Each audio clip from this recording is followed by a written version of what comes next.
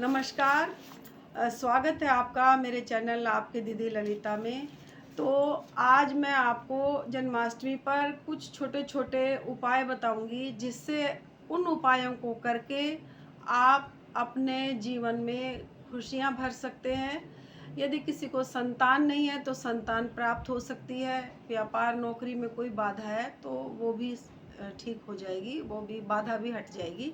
तो आपको मैं ये सब आज छोटे छोटे उपाय बताऊंगी, जिनके करने से हमारी मनोकामनाएं पूर्ण होती हैं, हमारे मनोरथ भी सिद्ध होते हैं। उससे पहले मैं आज आपको एक जो संशय चला हुआ है कि 6 सितंबर को व्रत करें या 7 सितंबर को करें, कब करें, कैसे करें, ये सब, क्योंकि खुद मेरे मन में भी यही संशय चल रहा था कि 6 को करें या 7 को करें।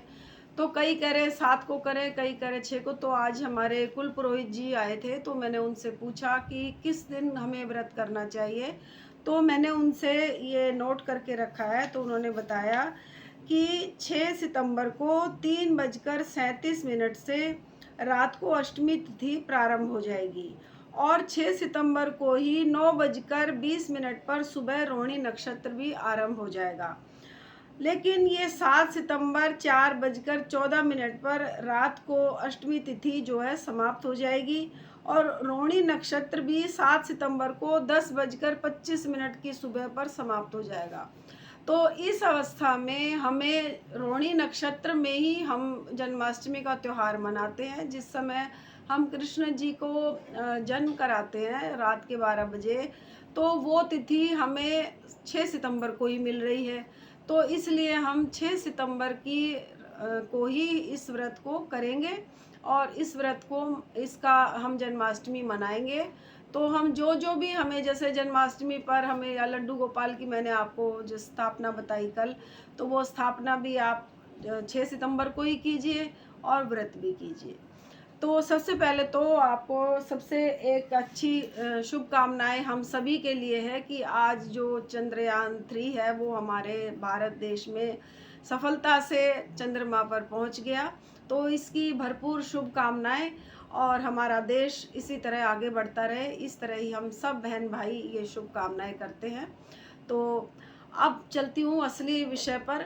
तो देखिए, जो हम छोटे छोटे उपाय जन्माष्टमी पर करें तो हमारी बहुत सारी मनोकामनाएं पूर्ण हो जाती हैं। जन्माष्टमी का त्यौहार हमारे लिए एक विशेष त्यौहार होता है, और श्री कृष्ण जी की पूजा करके हम अपनी मनोकामनाओं को पूरा कर सकते हैं।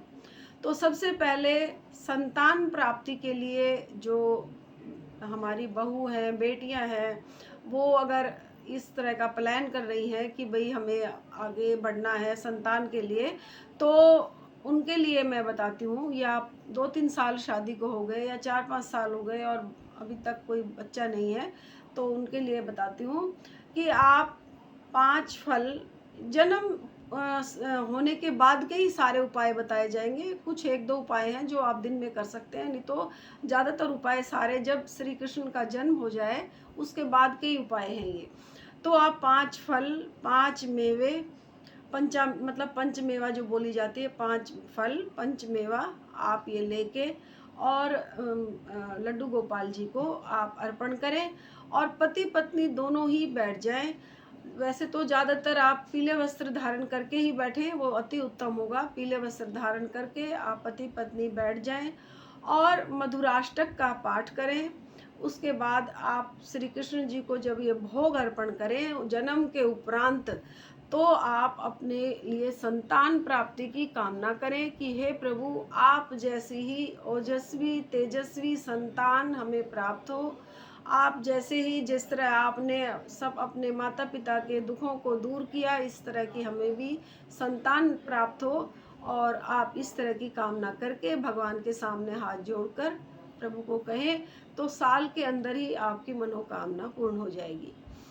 एक उपाय और बताती हूँ कि जिस समय आप जन्म कराएं लड्डू गोपाल जी का, तो आप उस समय पंचामृत, या तो जैसे दूध, दही, घी, शहद, जो शक्कर, इस तरह आप अलग अलग करके भी चढ़ा सकते हैं। और यदि आप मतलब अलग अलग करके ना चढ़ाना चाहें, मतलब इस तरह भी चढ़ा सकते हैं, और सारा एक इकट्ठा मिला लीजिए। दूध, दही, घी, शहद, शक्कर, उसमें 2 पत्ते आप तुलसी के भी डाल दीजिए, तुलसी जी के, और फिर आप उसको शंख में भर लीजिए और दोनों पति पत्नी हाथ लगाकर इस तरह से, और आप क्लीम कृष्णाय नमः कहकर इस मंत्र का जाप करते हुए पति पत्नी दोनों आप श्री कृष्ण का अभिषेक कीजिए।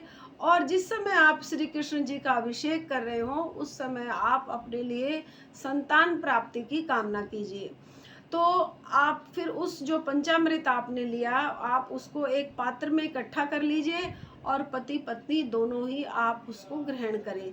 इसी तरह ही यदि आप 5 फल और 5 पंचमेवा का भी जब आप ये उपाय करेंगे तो आप इसमें भी आप पति पत्नी बिना किसी काटे हुए फल को आप इसको भी ग्रहण करेंगे तो साल के अंदर ही आपको तेजस्वी संतान की प्राप्ति होगी। तो इसी तरह जैसे नौकरी बाधा में यदि कोई आपको दिक्कत है तो आप 21 पौधे तुलसी जी के लगाएं, कुछ मंदिर में लगा दें, कुछ आप जैसे गौशाला वगैरह है वहाँ लगा दें, या कहीं जैसे मंदिर में जैसे पार्क के पास में तुलसी जी के पौधे लगा दें। तो इस तरह धर्म स्थान में यदि लगाएं तो सबसे अच्छा उत्तम होगा। तो आप इस तरह से ये पौधे लगाएंगे तुलसी जी के तो ये भी बहुत अच्छे रहेंगे। और आप इसमें पीपल में भी श्री कृष्ण का ही वास होता है, तो पीपल को तो उन्होंने स्वयं ये कहा है कि मैं स्वयं अश्वत्थ हूँ। अश्वत्थ जो संस्कृत का शब्द है, तो आप पीपल के भी पौधे लगा सकते हैं क्योंकि देव वृक्ष को लगाने से भी हमारे यहाँ संतान की प्राप्ति होती है। तो आप इस पीपल के इस जन्माष्टमी पे वह आप इस तरह के वृक्ष भी लगाएं। तो यदि किसी आपके बेटा बेटी की शादी नहीं हो रही है और आप बहुत परेशान हैं तो उसमें आप क्या करें कि राधा कृष्ण, ये उपाय आप दिन में भी कर सकते हैं कि राधा कृष्ण जी की मूर्ति उस मंदिर में जाएं जहां राधा कृष्ण जी की विग्रह है, आप वहां पर जाएं। तो आप यदि आपकी बेटी है तो आप उसे कहें कि कृष्ण भगवान को कलगी चढ़ाए, जो दूल्हा होता है जैसे उनके सिर पर जो कलगी होती है उसके सामने मुकुट के सामने वो चढ़ाए, और पीला पटका जो इस तरह का फटका जो होता है उपवस्त्र जो बोला जाता है वो चढ़ाए बेटी के लिए। और आप बेटे के लिए स्वयं माँ करे कि सुहाग की पिटारी, जिस तरह हम जब बहू को जो रोकने के लिए जाते हैं या अपनाने जाते हैं, आपके यहाँ जो भाषा बोली जाती हो, तो जब हम जैसे जब बहू को देखने के लिए जाते हैं और पक्का हो जाता है कि भाई हमें अब इसी लड़की से हमें अपने बेटे की शादी करनी है, तो वर पक्ष की तरफ से बेटी के लिए वो जाता है, बहू के लिए सुहाग का सामान जाता है। तो आप उसी तरह से एक सुहाग पिटारी बनाएं और एक ले चुन्नी लाल रंग की और आप राधा रानी को चढ़ाएं, और आप ये कामना करें कि हे माता, आप जिस तरह आपका प्यार बना हुआ है अपने पति के प्रति और आपने सब कुछ अच्छे से निभाया, इसी तरह से मुझे भी ऐसी ही बहू मिले और मेरे बेटे का भी घर बसे। तो आप इस तरह की कामना करके जब आप वापस आएँ तो आप जो वो लाल चुनरी आपने राधा रानी को चढ़ाई है वो चुनरी आप पंडित जी को कहें वो आपको दे दें। उस चुनरी को आप बिना ही तह करे, मतलब जैसे वो उतार के दे वैसी की वैसी चुनरी को आप उठा के ऐसी जगह पर रख दें कि बार बार आप उसको इधर से उधर उधर से इधर ना करें। और आप कामना करें कि आपकी मतलब बेटे की शादी हो जाए अच्छे घर परिवार से, अच्छी सुलक्षणा बहू से। तो आप इस तरह से कामना करेंगे तो साल के अंदर ही आपकी ये कामना भी पूरी हो जाएगी। अब मैं आपको बताती हूँ कि हमारे जैसे घरों में कलह क्लेश रहता है, पति पत्नी में आपसी नहीं बनती, तो उसके लिए आप जो श्री कृष्ण भगवान की झूले पे बैठे हुए आप फोटो देखी होगी आपने, आजकल तो काफ़ी चलन हो गया इस फोटो का। तो आपने जैसे झूले पे बैठे हैं राधा कृष्ण और एक दूसरे को निहार रहे हो, ऐसी फ़ोटो आप लें कि एक दूसरे को देख रहे हो। वो फ़ोटो आप अपने बेडरूम में भी लगा सकते हैं और नहीं तो आप मंदिर में भी रख सकते हैं। तो उसको आप ऐसे लगाएं, इस तरह से लगाएं उस फ़ोटो को कि आपकी नज़रें जो हैं मतलब पति पत्नी की हर टाइम नज़रें उस फ़ोटो से मिलती रहें। तो इस तरह से आप लगाएं। बेडरूम में ना लगा के आप जैसे ड्राइंग रूम में लगा लें या आप मंदिर में लगा लें। जैसे मंदिर में तो हर किसी का ही आना जाना रहेगा, आपके परिवारों वालों का, तो आप इस तरह से लगाएं। तो इस तरह से भी पति का जो प्यार है वो आपको मिलेगा। यदि बच्चों की विद्या बुद्धि में जैसे विद्या नहीं मिल रही, किसी बच्चा कमज़ोर है पढ़ाई में, तो उसके लिए आप ये उपाय करें कि केसर मिले दूध से, केसर मिले जल से आप अभिषेक करें लड्डू गोपाल जी का। या जो बच्चा मान लीजिए समझदार है, तो आप उस बच्चे का भी हाथ लगवा के और उस बच्चे का अभिषेक कराएं। रात को बच्चे जैसे सो जाते हैं तो माँ भी कर सकती है। उस केसर मिले जो जल से आपने अभिषेक किया है लड्डू गोपाल जी का, उस जल को आप थोड़ा सा उठा के रख लीजिए। फिर आप सुबह बच्चे को आप उस जल को दे दीजिए। तो इससे भी बच्चे की जो विद्या है उसमें काफ़ी उसको सहायता मिलेगी आगे बढ़ने में, पढ़ाई लिखाई में वो अच्छा हो जाएगा। यदि आपके घर में कोई मतलब बच्चा है काफ़ी ज़िद्दी है, तो आप उसके लिए ये कर सकते हैं कि आप उस बच्चे के लिए एक इस तरह का कोई क्या बताऊँ मैं आपको, कि इस तरह से जैसे आप दूध, जो आप कच्चा दूध ले लीजिए गाय का, कच्चा दूध गाय का लेके आप उस दूध से आप उसमें आप तुलसी के पत्ते डाल दीजिए और उसमें मतलब आप 11 या 5 7 11 इस तरह के पत्ते डाल दीजिए और उस तुलसी मिले जो दूध से आप उसका अभिषेक करिए वाइए बच्चे से। यदि बच्चा सो रहा है तो माता पिता दोनों कर लें। फिर उस जो आपने तुलसी के पत्ते लिए उन्हें चबाया तो जाता नहीं, तो आप उन जो पत्ते हैं उनको बच्चे से कहें वो चबाए ना। यदि समझदार है बच्चा तो बच्चे से कहें कि इसे चबाए ना, वो ऐसे ही निगल जाए और वो जरा सा दूध है उसे भी वो पी ले बच्चा। तो इससे बच्चा जो है जिद्दी नहीं होगा। और फिर आप जैसे जो चंदन लगाएंगे भगवान को, उस चंदन को थोड़ा सा उठा के रख लीजिए। जब भी बच्चा स्कूल जाए या सुबह पूजा आप करें, तो उस चंदन की जो आपने जो चंदन रखा हुआ है वो चंदन बच्चे के माथे पर लगाएं। उससे बच्चा जिद्दी जो होगा वो बच्चा जिद्दी बना उसका हटता चला जाएगा और बच्चा समझदार हो जाएगा। तो आपको ये तो मैंने बताए उपाय जो आप करके अपने घर में हर तरह की मनोकामनाओं को पूर्ण कर सकते हैं। तो इसमें एक चीज़ और है, जो बहनें, जो बेटियां हैं हमारी, जो बहुएं हैं, वो संतान प्राप्ति के लिए जो कामना करेंगी वो गोपाल चालीसा का पाठ करें या विष्णु सहस्त्र नाम का पाठ करें या फिर वो मधुराष्टक का पाठ करें या संतान गोपाल मंत्र का जाप भी वो कर सकती हैं। इस तरह से आप जिस जन्माष्टमी से ही नियम ले लीजिए कि मुझे इनमें से कौन सा पाठ आपको करना है। संतान गोपाल का पाठ भी आपके लिए बहुत अच्छा रहेगा संतान प्राप्ति में। आपको गोपाल चालीसा का पाठ भी बहुत अच्छा रहेगा संतान प्राप्ति में। और विष्णु सहस्त्र नाम का पाठ भी बहुत अच्छा रहेगा आपको इसमें संतान प्राप्ति के लिए। यदि हरिवंश पुराण आपको पढ़ना है तो हरिवंश पुराण बहुत ही बढ़िया एक मतलब ये हमारा ग्रंथ है।